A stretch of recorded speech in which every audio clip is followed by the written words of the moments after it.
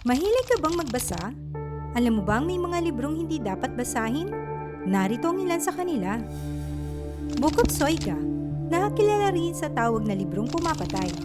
Ito ay 16th century Latin Book of Magic na naglalaman ng mga ritual, orasyon at mga bagay na may kaugnayan sa astrology at demonology. Ayon sa matandang paniniwala, ang sinumang mag-decode o makatuklas sa tinatagong kahulugan ng mga nasusulat sa bawat pahina ay nakatakdang mamatay sa loob ng 2.5 taon. Tomino Cell, isa itong tulang Hapon na isinulat ni Saijo Yasu na nasa librong The Heart is Like a Rolling Stone. Ito ay tungkol kay Tomino, isang batang lalaking nagluksa sa pagkamatay ng kanyang pamilya at naglakbay sa impyerno. Ang mga salita rito ay ayon sa labis na paghihirap na kanyang pinagdaanan. Nakalaunay, tila ba nahulma bilang isang sumpa.